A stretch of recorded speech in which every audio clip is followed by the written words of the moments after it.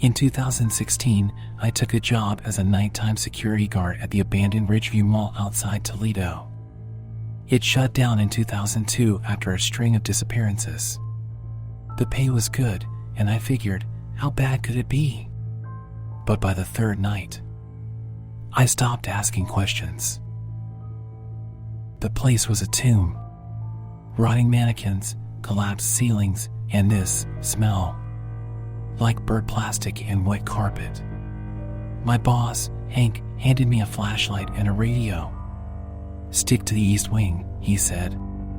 "West wing's unstable." But around 2 a.m., my radio crackled. A kid's voice whispered, "Help me." Static. Then Hank said, "I didn't hear shit." I tried to laugh it off. Until I saw the footprints.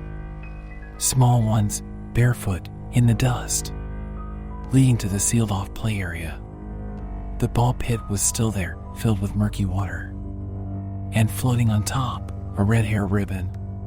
Fresh. Still tied in a bow. Second night. I stayed in the security office, watching the cameras. Around 3 a.m., motion sensor 12 triggered.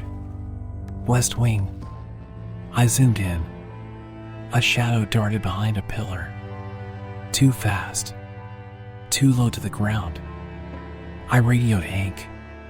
He snapped, "I'm the only one here." Then, the power died. I booked it to the exit. My flashlight caught something written on the wall in black spray paint, "Don't let her see you." The paint was sticky. Still dripping. Behind me, a shopping cart rolled out of the dark. Full of stuffed animals, all missing their eyes. Third night. Hank didn't show.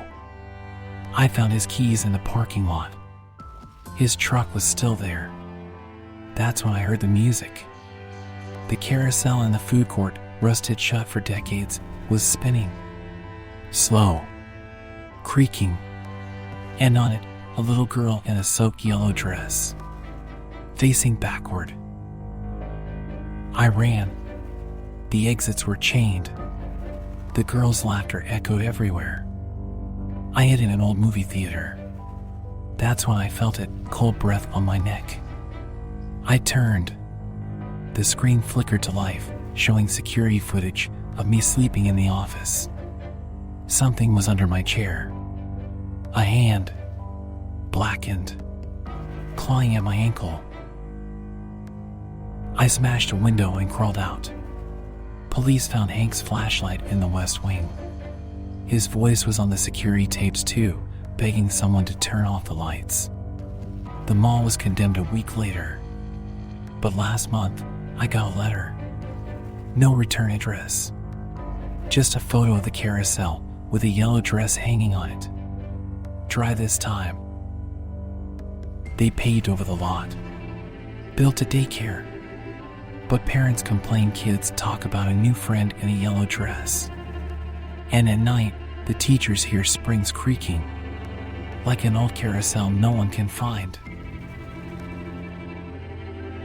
In 2015, my friend Clara and I broke into the abandoned Silver Pines Mall outside Detroit.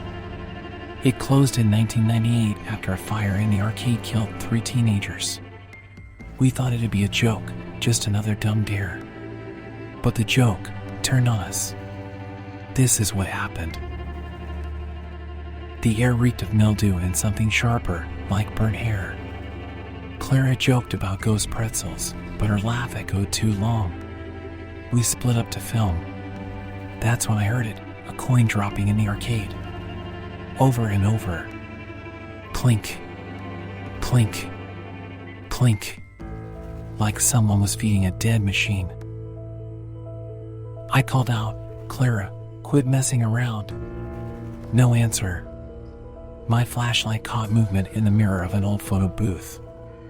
A figure sat inside, face pressed to the glass. Pale. Smiling. But when I ripped the curtain open, nothing. Just a crumpled receipt dated 1998. "Enjoy your stay." We met up near the old carousel. Clara looked pale. "Did you see the kid?" she asked. I laughed. Then she showed me her camera. A boy in a striped shirt stood behind me in every shot. No face. Just static where his head should be. "He followed me," she said. "He wants us to play." We tried to leave. The exit doors were welded shut. Clara's phone lit up, a text from her own number, "Stay." That's when the carousel started spinning. Rusty gears screaming. On it sat 3 teenagers, charred black, still holding melted game tokens. Clara whispered, "They're not looking at us, they're looking behind us." We ran. The mall shifted, always looped, stairs led nowhere. Clara's flashlight died. She screamed, "They're herding us to the arcade." Inside, the screens flickered. A pixelated message, "Final level." The air turned icy.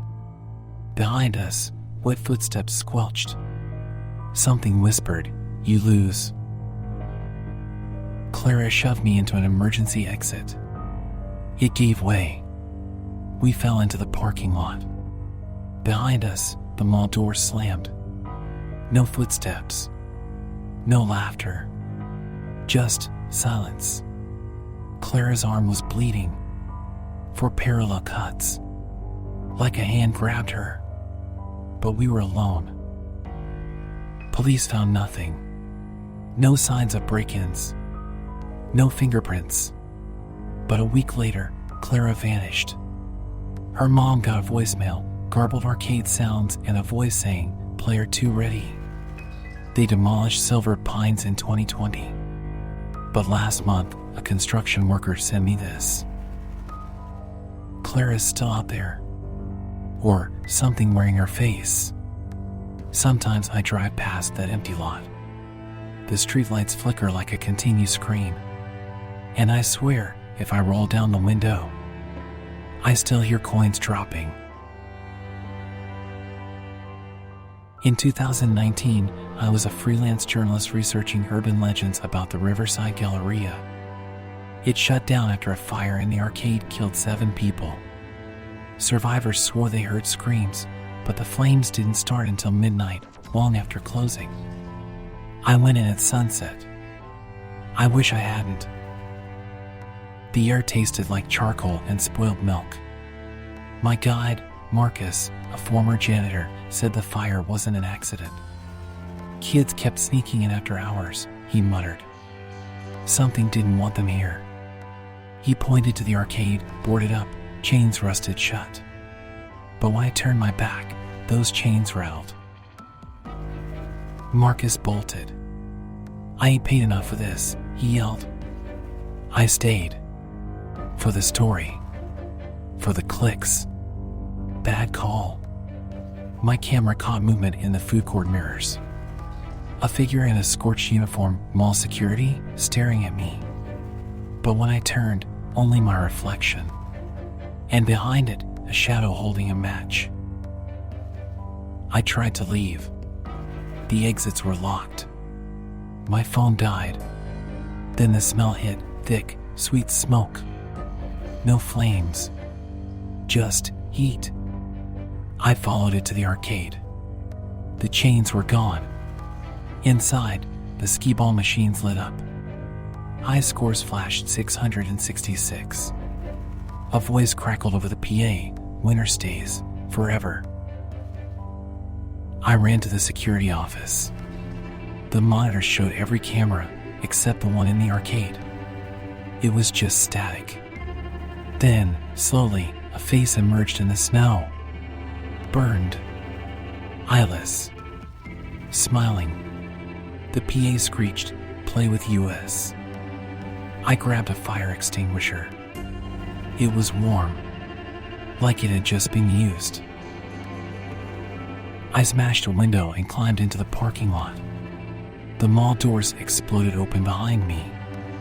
Heat roared out. No fire.